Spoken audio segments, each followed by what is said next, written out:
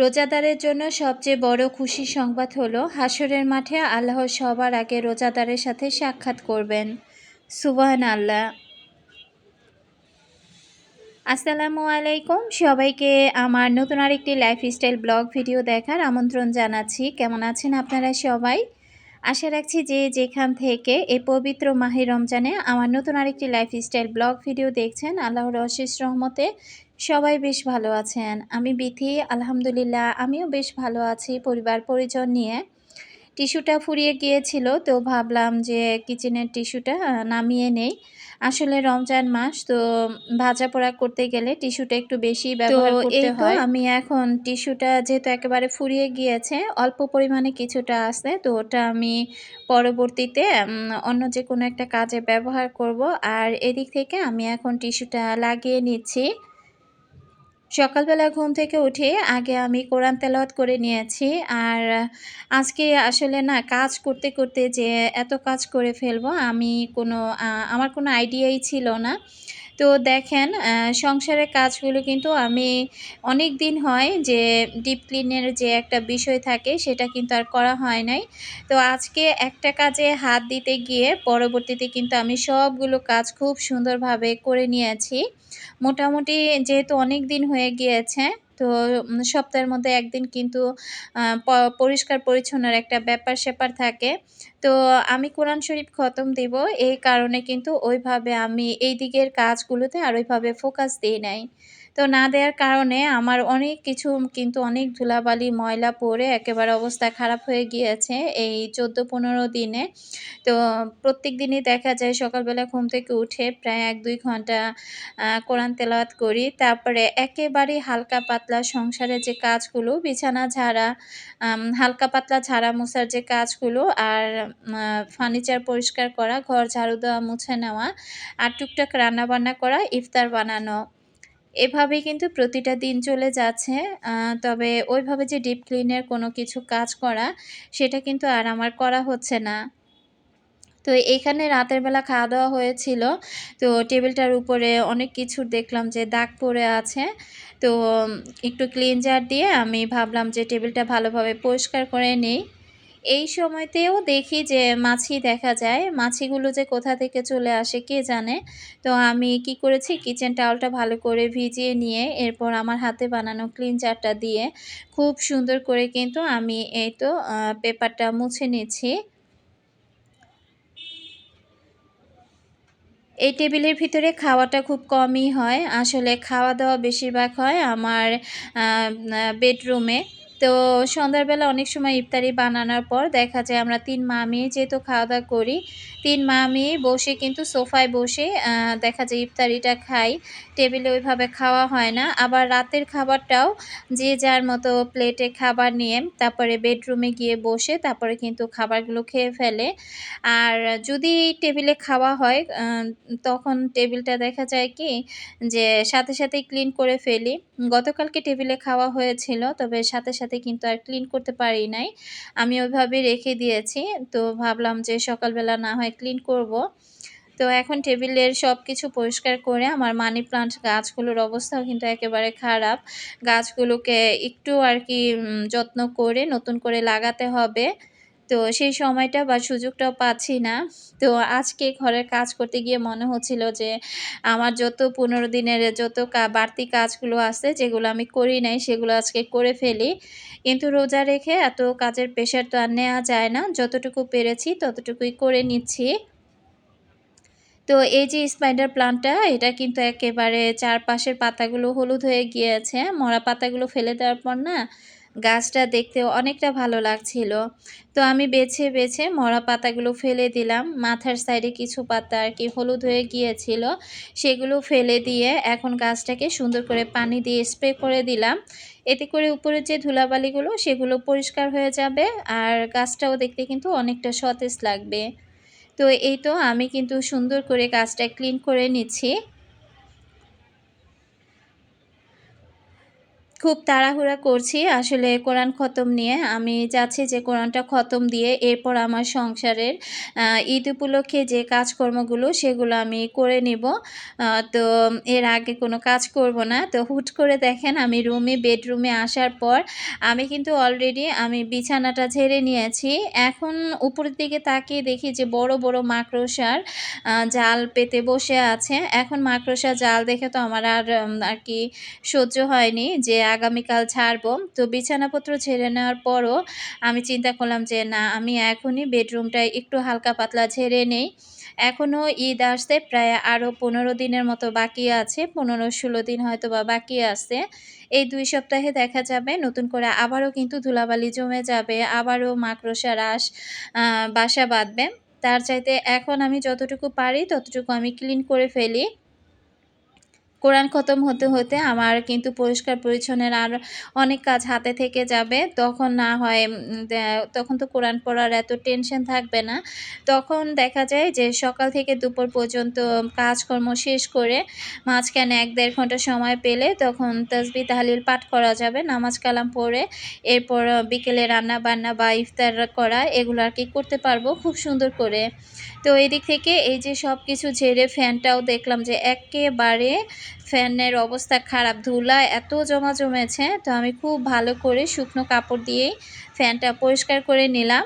এখন আর ফ্যানগুলো আমি সাবান দিয়ে ভালোভাবে ঘষে মেজে আর কি পরিষ্কার করব না। আমার যে সকল আপুরা এখনও পর্যন্ত আমার সাথে আছেন, এখনও পর্যন্ত একটি লাইক দেননি, প্লিজ একটি লাইক দিয়ে ভিডিওটি কন্টিনিউ করবেন। আর যে সকল আপুরা লাইফস্টাইল ব্লগ দেখতে পছন্দ করেন, চাইলে তারা আমার চ্যানেলটি সাবস্ক্রাইব করে আমার পাশে থেকে যেতে পারেন। তো আমি যখন ফ্যানটা পরিষ্কার করতেছিলাম তখন না জবার বাবার কথা মনে হচ্ছিল। আমি কিন্তু বালিশগুলো সরিয়ে খুব সুন্দর করে এই যে দেখেন কিছু ময়লা পড়েছে। তো চাদরটা মোটামুটি কয়েকদিন আগেই ধুয়েছি। এখনও ময়লা হয় নাই। এই কারণে কিন্তু চাদরটা আর উঠালাম না। একটু ভালো করে আমি ঝেড়ে পরিষ্কার করে নিলাম।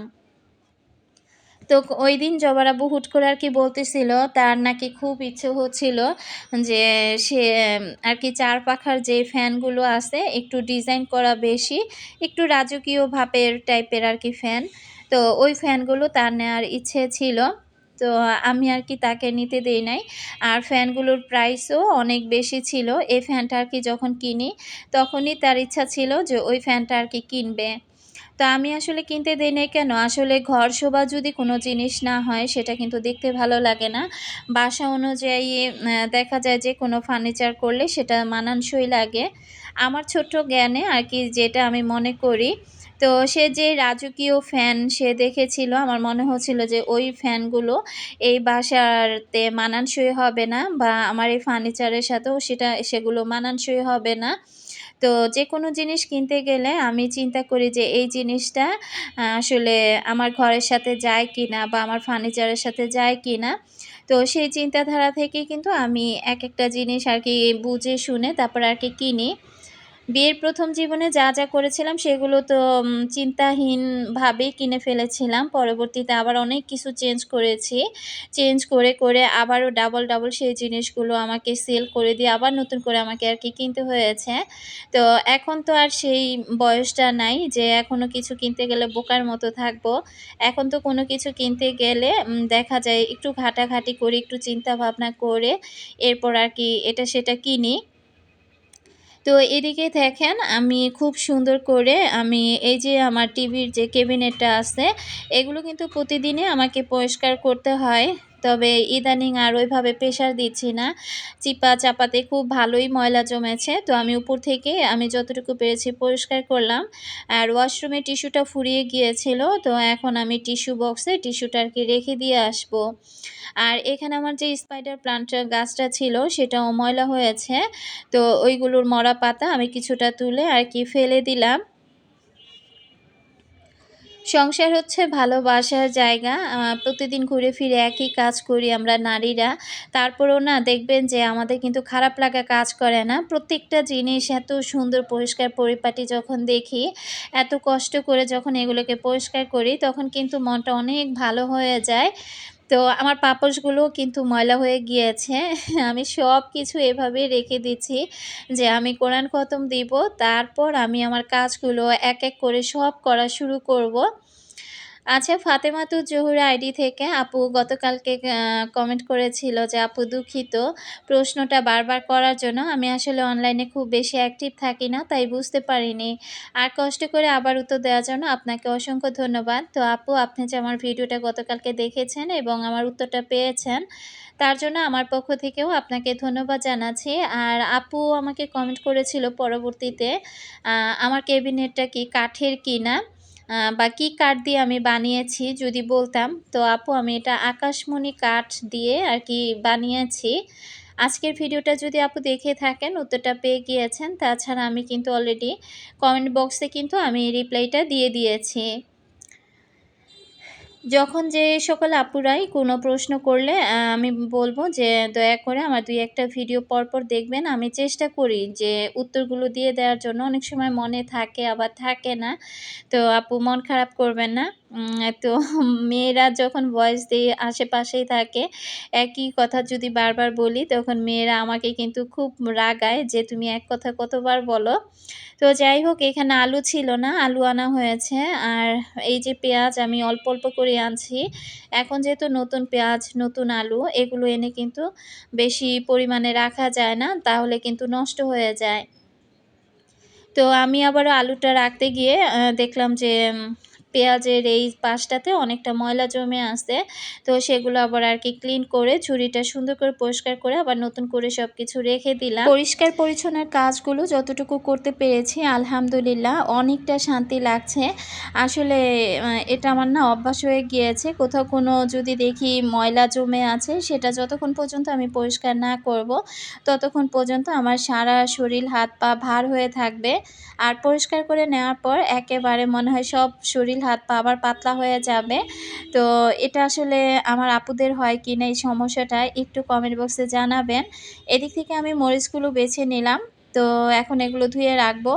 আজকে আমি চিন্তা করেছিলাম যে আমি নেহারি রান্না করব। নেহারি রান্না করব আর বিকেলে পরোটা অথবা রুটি আর কি বানিয়ে নিব। এটা আজকে ইফতারির জন্য রান্না করব। আমি একটা বোকামি করে ফেলেছি। গতকালকে বেলায় আমি মুরগির বড় খাসি মুরগির পা ছিল প্রায় ৫-৬ পিসের মতো।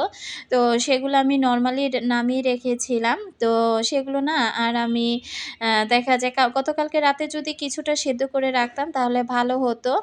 তো এদিক থেকে দেখেন কি করছে, জুই কিন্তু এই বেডরুমের ফ্যানটা পরিষ্কার করে নিচ্ছে। এই ফ্যানটা পরিষ্কার করতে গিয়ে সে বলতেছে, আম্মু সাবান পানি দাও, একবারে সাবান পানি দিয়ে পরিষ্কার করি। তো আমি তাকে নিষেধ করলাম যে না, এখনও ১৫ দিন ১৬ দিন বাকি আছে, দরকার নাই, আরও কিছুদিন যাক, তারপর না হয় সাবান পানি দিয়ে পরিষ্কার করব। তা আমি চলে আসছি গাছে পানি দেওয়ার জন্য। মোটামুটি আম আ সব কাজে আমি গুছিয়ে নিয়েছি। এখন পানিটা দিয়ে ঘর ঝাড়ু দিয়ে দিব। তারপরে ২ বোন আর কি ঘরটা মিলেমিশে ওরা মুছে নিবে। তো আমি সবসময় চেষ্টা করি আমার বাচ্চাদেরকে দিয়ে ঘরের টুকটাক কাজ করানোর জন্য। কারণ মেয়ে মানুষ বলে কথা, কাজগুলো শিখে রাখা ওদের জন্য কিন্তু খুবই দরকার। আর ঘরের কাজে মেয়েরা শিখবে, এখানে কিন্তু লজ্জার কিছু নাই। তো আমি সুন্দর করে গাছে পানিগুলো দিয়ে দিচ্ছি। তো যে কথা বলতেছিলাম, তো ওটা আমি নামিয়ে রেখে দিয়েছি। ভেবেছি আজকে রান্না করব। করলে আগামীকাল আর কি আজকে বিকেলবেলা সন্ধ্যায় হয়তোবা খেতে পারবো। তো আমি ওটা নামিয়ে রেখে দিয়েছি অলসতা করে। পরবর্তীতে এই যে কাজে যখন হাত দিলাম, সংসারের কাজে হাত দিতে গিয়ে নিজের পছন্দের রান্না করা খাবারটাই আর খেতে পারলাম না। তো এখন প্রায় দুপুর প্রায় 12:30টার মতো বাজে। এখন আমি এখানে এই পাগুলো দিয়ে কিন্তু নেহারি রান্না করব। জীবনের ফার্স্ট টাইম এই নেহারি রান্না করছি। তো মার কাছ থেকে রেসিপিটা শিখে নিলাম। তো আমি চেষ্টা করতেছিলাম যে প্রেশার কুকারে দেই, যদি তাড়াতাড়ি করে আরকি হয়ে যায়, তাহলে সন্ধ্যাবেলায় এটা দিয়ে ইফতারি হবে।